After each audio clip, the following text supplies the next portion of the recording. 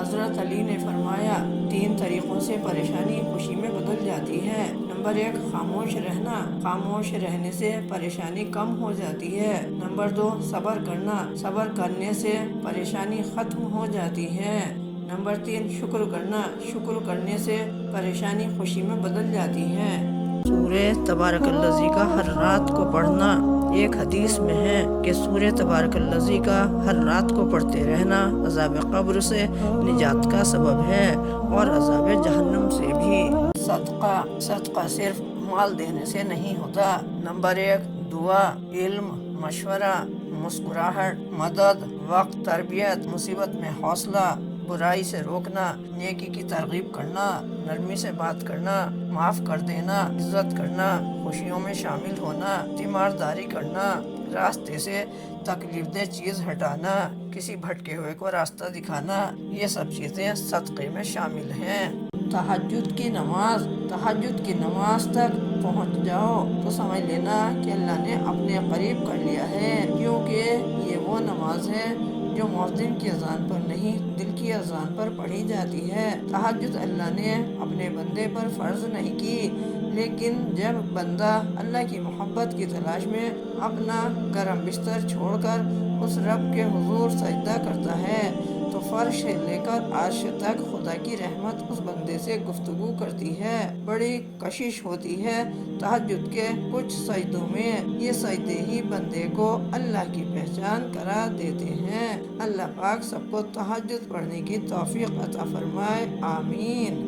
نبی صلی اللہ علیہ وسلم کے عشق میں ربیع الاول، ہمارے نبی نے فرمایا قیامت کے دن بہت سے لوگ حوض کوثر کا پانی پینے آئیں گے۔ یہ وہ لوگ ہوں گے جن کی صورتیں میری امتیوں کی سی ہوں گی۔ فرشتے کہیں گے نہیں، انہوں نے آپ کے دنیا سے جانے کے بعد آپ کے دین میں نئی چیزیں اختیار کر لی تھی۔ آپ نبی کے عشق میں وہ کام کر رہے ہو جس کی وجہ سے آپ قیامت کے دن نبی کی شفاعت سے محروم رہیں گے۔ یہ وہ لوگ آئیں گے، آپ نبی صلی اللہ علیہ وسلم پانی پلانا چاہیں گے، فرشتے ان کو ہٹائیں گے، میں کہوں گا یہ تو میرے امتی ہیں۔ فرشتے نبی صلی اللہ علیہ وسلم کے دستے مبارک سے حوض کوثر کا پانی نہیں پینے دیں گے، فرشتے ہٹائیں گے۔ آپ ایسا کوئی بھی کام نہیں کریں جس سے آپ کو غلط طریقہ اختیار کرنا پڑے۔ حضرت علی رضی اللہ عنہ فرماتے ہیں جو دکھ دے اسے چھوڑ دو، لیکن جسے چھوڑو اسے اپنی طرف سے دکھ نہ دو۔ رسول اللہ صلی اللہ علیہ وسلم نے نوعمر لڑکے سیدنا عبداللہ بن عباس سے فرمایا جو سواری پر رسول اللہ کے پیچھے بیٹھے ہوئے تھے۔ رسول کریم نے لڑکے کو 5 اہم راز بتا دیے۔ اے لڑکے، تم اللہ کے احکام کی حفاظت کرنا، اس سے اللہ تمہاری حفاظت کرے گا۔ تم اللہ کے حقوق کا خیال رکھنا، اس سے تم ہمیشہ اللہ کو اپنے قریب پاؤ گے۔ تمہیں جب بھی کوئی چیز یا مدد مانگنا ہو تو صرف اللہ سے مانگنا۔ ساری دنیا اکٹھی ہو کر بھی تمہارا اس سے زیادہ فائدہ نہیں کر سکتی جتنا اللہ نے لکھ دیا ہے۔ ساری دنیا اکٹھی ہو کر بھی تمہارا اس سے زیادہ نقصان نہیں کر سکتی جتنا اللہ نے لکھ دیا ہے۔ ماہ محرم، عاشوراء محرم کے فضائل و عبادات۔ اسلامی سال ماہ محرم سے شروع ہوتا ہے۔ دیگر مذاہب کے لوگ اپنے نئے سال کے پہلے مہینے کو لہو و لعاب میں گزارتے ہیں، مگر اسلام عبرت، نصیحت، معرفت، قربانی، احسان، صبر و رضا کا درس دیتا ہے۔ یوم عاشوراء اپنی خصوصیت میں بہت ممتاز ہے۔ اللہ تعالیٰ نے اس دن زمین و آسمان پیدا کیے، اسی دن تمام انبیاء کرام پر کرم فرمایا، دشمنوں سے بچایا۔ وظائف ماہ محرم عاشوراء، محرم کے دن 2 رکعت نفل نماز پڑھیں، جس میں سورہ فاتحہ کے بعد قل هو اللہ 3 بار پڑھیں، بعد سلام دعا کریں تو اللہ تعالیٰ ایک فرشتہ مقرر کر دے گا جو نیک کاموں میں مدد کرے گا اور برے کاموں سے بچائے گا۔ ہر رکعت میں سورہ فاتحہ کے بعد قل هو اللہ 3 بار پڑھیں، سلام کے بعد کلمہ شریف 100 بار پڑھیں، انشاءاللہ تمام گناہوں سے بخشش ہوگی۔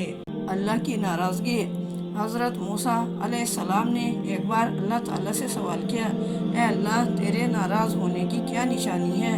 ہمیں کیسے پتہ چلے تو ناراض ہے؟ تو اللہ تعالیٰ نے فرمایا، جب تو دیکھے بارشیں بغیر موسم کے ہو رہی ہیں، حکومت بے وقوفوں کے پاس ہے، مال بخیلوں کے پاس ہے، تو سمجھ لینا میرے ناراض ہونے کا مطلب۔ رسول اللہ صلی اللہ علیہ وسلم نے ارشاد فرمایا، 3 چیزوں کو واپس نہ کیا جائے: تکیہ، خوشبو اور دودھ۔ غصے کے وقت کیا کریں؟ رسول اللہ صلی اللہ علیہ وسلم نے ارشاد فرمایا، جب تم میں سے کسی کو غصہ آئے تو اگر وہ کھڑا ہو تو بیٹھ جائے، اگر غصہ ختم ہو جائے تو ٹھیک، ورنہ پھر لیٹ جائے۔ قرض سے اللہ کی پناہ۔ رسول اللہ صلی اللہ علیہ وسلم نماز میں دعا کرتے تو یہ بھی کہتے، اللہم انی اعوذ بک من المسامی والمغرامی، اے اللہ، میں گناہ اور قرض سے تیری پناہ مانگتا ہوں۔ کسی نے عرض کیا، یا رسول اللہ، آپ قرض سے اتنی پناہ مانگتے ہیں؟ آپ صلی اللہ علیہ وسلم نے جواب دیا کہ جب آدمی مقروض ہوتا ہے تو جھوٹ بولتا ہے اور وعدہ کر کے اس کی خلاف ورزی کرتا ہے۔ صحیح بخاری۔ قربانی کرنے کا طریقہ۔ قربانی کا جانور اپنے خود کے ہاتھ سے ذبح کرنے کا بہت ثواب ہے۔ اس میں مرد ہو یا عورت، کوئی بھی قربانی کا جانور ذبح کر سکتا ہے، کیونکہ یہ بہت زیادہ ثواب کا کام ہے۔ لیکن قربانی کی جگہ پر غیر محرم قصائی ہے تو عورت پردے میں رہے۔ عورت کا پردے میں رہنا قربانی سے زیادہ ثواب ہے۔ اگر آپ قربانی اپنے ہاتھ سے نہیں کر سکتے تو وہاں پر موجود ضرور رہیں۔ قربانی کرنے والا بالغ ہونا چاہیے، مسلمان ہونا چاہیے، صاحب نصاب ہونا چاہیے، تب قربانی واجب ہو جائے گی۔ صاحب نصاب مرد ہو یا عورت، قربانی واجب ہے۔ ذی الحجہ اسلامک مہینہ ہے۔ اس کے 10 دن بہت خاص ہیں۔ یہ حج کا مہینہ ہے۔ ان 10 دن کی گئی عبادت اور نیکیاں اللہ کو پورے سال کی گئی نیکیوں سے زیادہ پسند ہیں۔ خوب استغفار کریں، صدقہ کریں، زیادہ سے زیادہ قرآن پڑھیں یا سنیں، عرفات کے دن روزہ رکھیں، کثرت سے دعا کریں۔ حضور صلی اللہ علیہ وسلم نے فرمایا، جو بھی عرفات کے دن روزہ رکھے گا، اس کے 1 سال اگلے 1 سال پچھلے گناہ معاف کر دیے جائیں گے۔ ذی الحج کے ان 10 دنوں میں ہمیں زیادہ سے زیادہ عبادت کرنی چاہیے۔ رب تم پر بڑی رحمتیں نازل کرے گا۔ ہنر سکھانے میں بخل نہ کرو۔ درزی 3 ماہ بچے سے کاج کرواتا رہتا ہے۔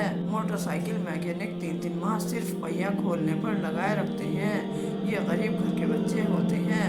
ماں روزانہ انہیں روٹی دے کر بھیجتی ہے۔ میرا بچہ کام سیکھ رہا ہے، جلد کاریگر بن جائے گا، لیکن انہیں 6 سال میں ہنر نہیں سکھاتے۔ ان کو 6 ماہ میں ہنر سکھا کر روزی کمانے کے قابل کر دو، عرش کا رب تم پر بڑی رحمتیں نازل کرے گا۔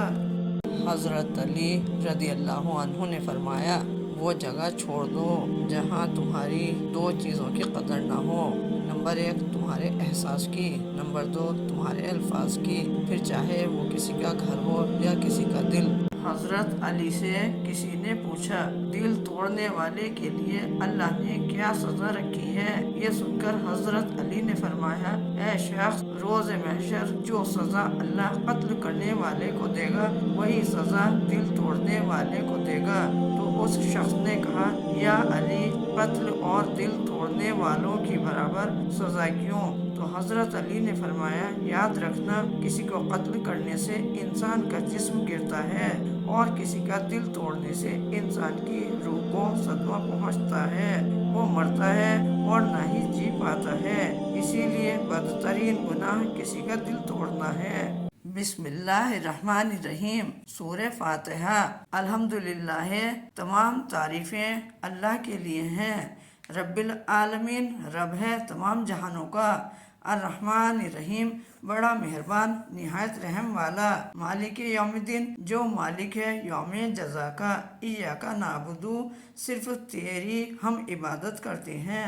وایاک نستعین، اور صرف تجھ سے ہم مدد مانگتے ہیں۔ اهدنا الصراط المستقیم، ہم ہیں ہدایت دے سیدھے راستے کی۔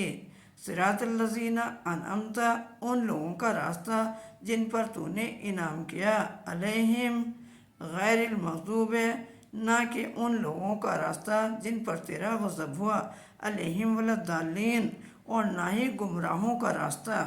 رسول اللہ صلی اللہ علیہ وسلم کی نصیحت: اچھی طرح وضو کرنا آدھا ایمان ہے۔ الحمدللہ کہنا میزان اور ترازو کو اجر سے بھر دیتا ہے۔ سبحان اللہ، اللہ اکبر کہنا آسمان اور زمین کو اجر سے بھر دیتے ہیں۔ نماز نور ہے، زکوٰۃ ایمان کی دلیل ہے، صبر روشنی ہے، اور قرآن مجید حجت ہے، تیرے حق میں یا تیرے خلاف۔ دھیان سے پڑھ لیجئے الحمدللہ، سبحان اللہ، اللہ اکبر، بہت زیادہ اجر لکھ دیا جائے گا۔ اللہ تعالی ہم سب کو عمل کرنے کی توفیق عطا فرمائے، آمین۔ بد نصیبی کی پہچان: رسول اللہ صلی اللہ علیہ وسلم نے فرمایا، 4 چیزیں بد نصیبی کی پہچان ہیں۔ آنکھوں کا خشک ہونا، کہ اللہ کے خوف سے کسی وقت بھی آنسو نہ ٹپکیں۔ دل کا سخت ہونا، کہ آخرت کے لیے یا کسی دوسرے کے لیے کسی وقت بھی نرم نہ پڑیں۔ امیدوں کا لمبا ہونا، دنیا کا لالچ۔ نماز میں اور گھر میں سیدنا ابوبکر صدیق رضی اللہ عنہ نے رسول اللہ صلی اللہ علیہ وسلم سے عرض کی کہ اے اللہ کے رسول صلی اللہ علیہ وسلم، آپ مجھے ایک ایسی دعا سکھائیں جس کو میں اپنی نماز میں بھی مانگا کروں اور اپنے گھر میں بھی مانگا کروں۔ رسول اللہ صلی اللہ علیہ وسلم نے ارشاد فرمایا، اللہم انی ظلمت نفسی ظلما کثیرا ولا یغفر الذنوب الا انت فاغفر لی مغفرۃ من عندک وارحمنی انک انت الغفور الرحیم۔ یا اللہ، میں نے اپنی جان پر بہت ظلم کیا اور گناہوں کو تیرے سوا کوئی معاف کرنے والا نہیں، سو اپنے پاس سے میری خاص مغفرت فرما اور مجھ پر رحم فرما۔ بلا شبہ تو ہی بہت بخشنے والا اور بہت رحم کرنے والا ہے۔ اپنے دن کی شروعات 3 چیزوں سے کریں۔ اپنے دن کی ابتدا 3 چیزوں سے کیجیے۔ نمبر 1 کوشش، نمبر 2 سچ، نمبر 3 یقین۔ کوشش بہتر اور نیک زندگی کے لیے، نمبر 2 سچائی اپنے کام کے ساتھ، نمبر 3 یقین اللہ کی ذات پر۔ استغفار کسے کہتے ہیں؟ انسان کی فطرت یہ ہے کہ اس سے جب کوئی خطا، غلطی یا گناہ ہو جاتا ہے اور جب وہ اپنے کیے پر شرمندہ ہو کر سچے دل سے اپنے رب سے معافی طلب کرتا ہے تو اسے استغفار کہتے ہیں۔